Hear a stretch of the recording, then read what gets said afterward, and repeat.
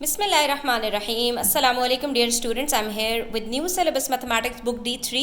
Chapter number 6 है हमारे पास और एक्सरसाइज 6B का क्वेश्चन नंबर 8 आज हम सॉल्व करेंगे।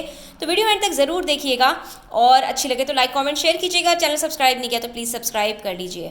बच्चों, इस एक्सरसाइज के अंदर बेसिकली हम जो चीज़ सीख रहे हैं that is related to the distance between 2 points. ठीक है, तो हमारे पास अगर एक स्ट्रेट लाइन होती है, उन दोनों के बीच में जो डिस्टेंस है उसको किस तरह से कैलकुलेट किया जाता है ये हम फाइंड आउट कर रहे हैं। तो इसके अंदर मुख्तलिफ आप फॉर्मूलाज लगाते हैं मुख्तलिफ तरीक़ों से, जो प्रीवियसली आप सीख चुके हैं उन्हीं सब चीज़ों की एप्लीकेशंस हैं। क्वेश्चन नंबर 8 में हमारे पास कह रहे हैं the distance between the points dash and dash is dash. ठीक है, अब आपको यहाँ पर जो चीज़ इन्होंने बताई है वो इन टर्म्स ऑफ टी बता दी है, यानी कि ये एक एल्जेब्रिक एक्सप्रेशन बनेगी हमारे पास।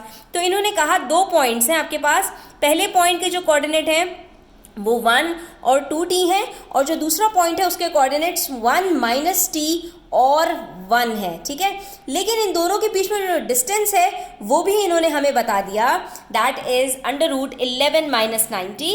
Find the possible values of t। अब हमें क्या करना है बच्चों, हमें सिर्फ ये जो t है ना, ये जो अननोन वैल्यू है इसकी वैल्यू फाइंड आउट करनी है। तो बच्चों सवाल निहायत सिंपल है, बस उन्होंने अलजेब्रा में आपको थोड़ा सा घुमा दिया है। हम बचपन से सीखते हुए आ रहे हैं, जब से चैप्टर नंबर 6 पढ़ना स्टार्ट किया है ये पता चल गया है कि डिस्टेंस जो 2 पॉइंट्स के बीच में होता है कि स्ट्रेट लाइन के, उसका फॉर्मूला क्या होता है, पाइथागोरस थ्योरम।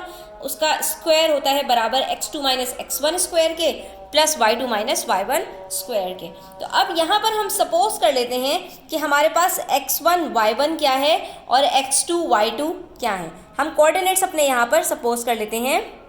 तो पहले पॉइंट्स के हमने जो कोऑर्डिनेट्स थे वो 1 और 2t ले लिए और जो दूसरा पॉइंट था उसके कोऑर्डिनेट्स को हमने x2 y2 ले लिया है। ठीक है, यहाँ पर रफली अपने पास लिख लिया करें ताकि आपको सवाल सॉल्व करते हुए कोई प्रॉब्लम ना हो।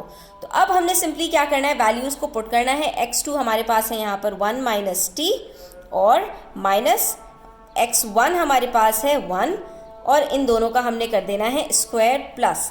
अब y2 हमारे पास क्या है, सिंपली 1 है और y1 हमारे पास क्या है, 2t है।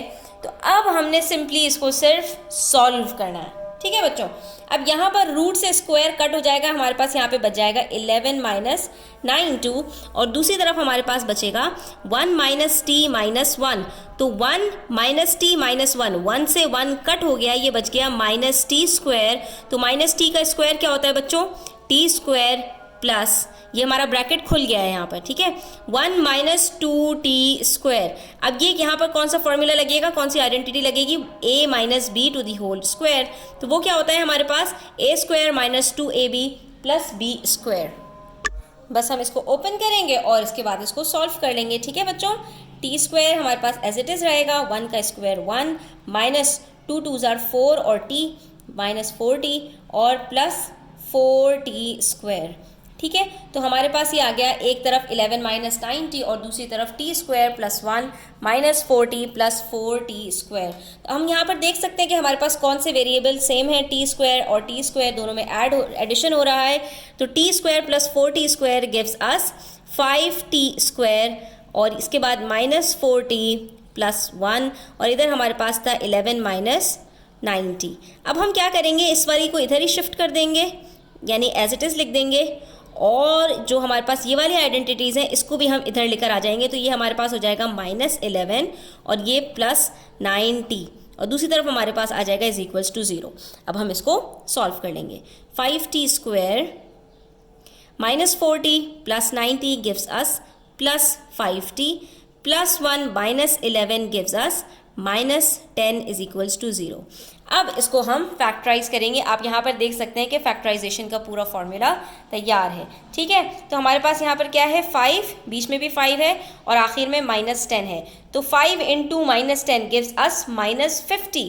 तो ऐसे कौन से हमारे पास यहाँ पर फैक्टर्स हो सकते हैं 50 के कि जो स्प्लिट कर दें हम जिसको और उसका हमारे पास जो सम बने वो 5t बन जाए, पॉजिटिव 5t। तो वेरी सिंपल बच्चों कि 5 प्लस 10 - 5 हमारे पास 5 होता है। तो हमने यहाँ पर फैक्टराइज किया इसको और ये हमारे पास फैक्टर्स बन रहे हैं -5t प्लस 10 टी।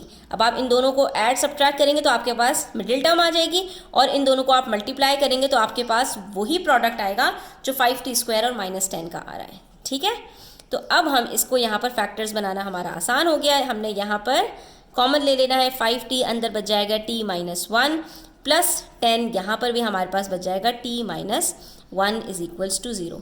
सेम हमारे पास यहाँ पर वो आ चुके हैं t-1 इज इक्वल्स टू 0, और दूसरी तरफ हमारे पास आ जाएगा 5t + 10 इज इक्वल्स टू 0। ठीक है बच्चों, इतनी बात आपको क्लियर हो गई होगी। अब आप यहाँ पर देख सकते हैं t-1 इज इक्वल्स टू 0, तो t इज इक्वल्स टू 1, और यहाँ पर 5t + 10 इज इक्वल्स टू 0, तो 5t इज इक्वल्स टू -10 और t is equals to -10/5। Simplify करेंगे तो ये बच जाएगा -2, that is t is equals to -2। तो हमारे पास t की जो दो वैल्यूज़ आ रही हैं वो या तो 1 है और या तो -2 है। आई होप कि स्टूडेंट्स ये आपको क्लियर हो गया होगा। स्टिल कोई भी क्वेश्चंस हो या कोई भी क्वेरीज हो तो आप कमेंट सेक्शन में पूछ सकते हैं। Thanks for watching the video till the end. Take care, अल्लाह हाफिज़।